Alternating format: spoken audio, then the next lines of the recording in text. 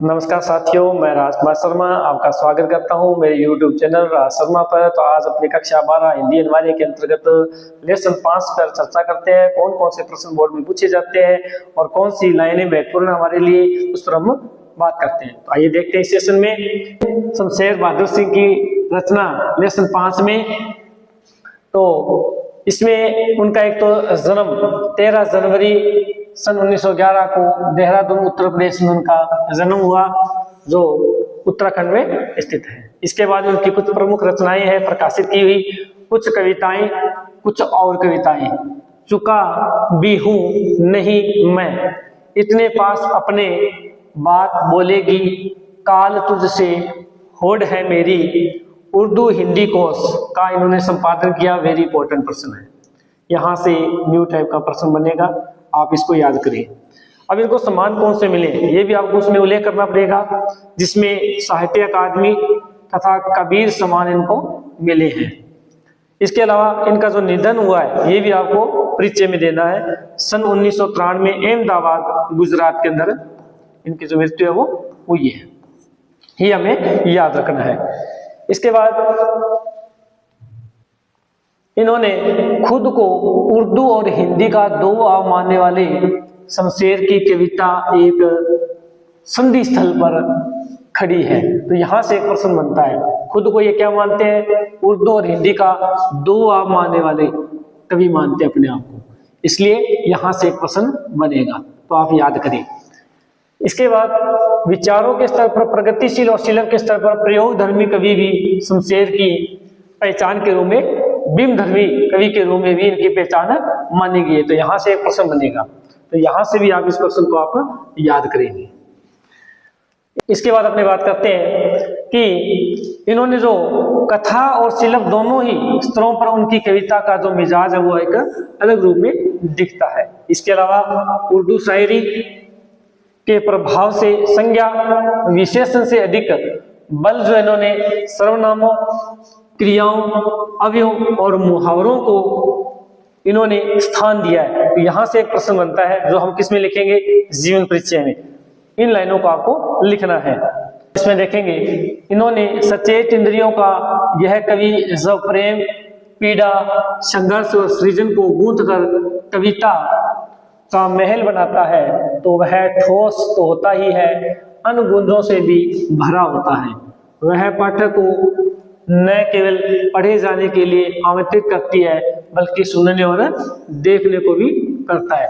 ऐसे इन्होंने अपनी कविता में उल्लेख किया है। जब हम उनकी रचनाओं को पढ़ते हैं, तो ये जो बात हमने अभी पढ़ी है वो हमारे ऊपर इफेक्ट डालती है।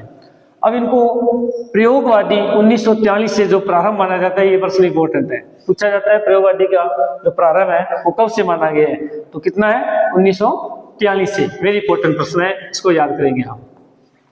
इसमें लिखा है कि कविता शिल्प संबंधी बहुत से प्रयोग लेकर आई है।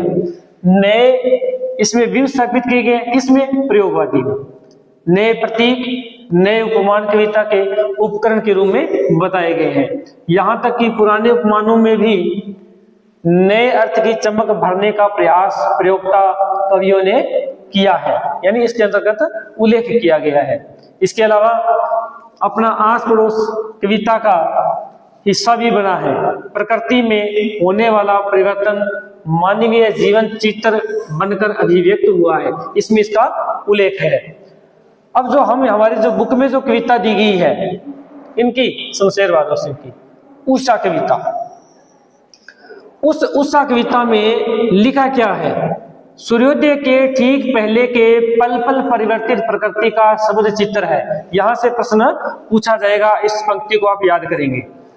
शमशेर ऐसे बिंब धर्मी कवि हैं, यानी बिंब स्थापित करने वाले कवि इनको कहा जाता है। यहां से भी प्रश्न बनता है, इसके बारे में प्रश्न पूछा जाएगा कि बिंब धर्मी कैसे है या किन को कहा जाता है, तो शमशेर बहादुर सिंह को बिंब धर्मी भी कहा जा सकता है, जिन्होंने प्रकृति की गति को शब्दों में बांधने का अद्भुत प्रयास भी किया है।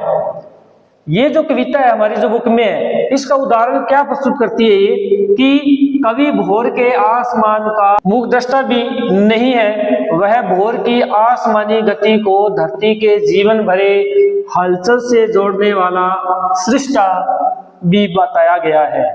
इसलिए वह सूर्योदय के साथ साथ एक जीवंत परिवेश की कल्पना करता है जो गांव की सुबह से जुड़ता है।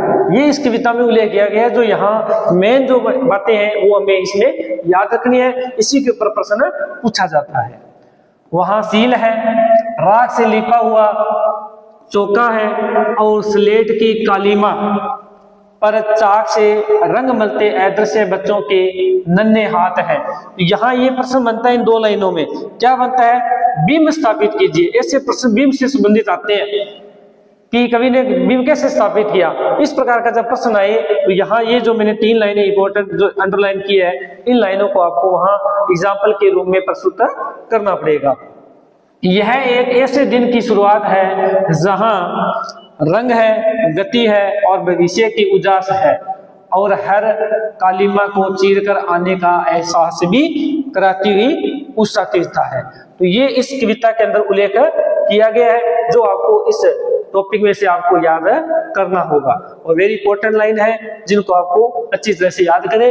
इस प्रकार इस उषा कविता में जो है कुछ पंक्तियों को लेकर जो प्रसंग के रूप में भी जो प्रश्न है वो पूछा जा सकता है। तो आप इन पंक्तियों को आप याद करेंगे, इस कविता का अर्थ और भावार्थ समझेंगे और वही प्रसंग, व्याख्या और विशेष के रूप में आप इसका उल्लेख करेंगे।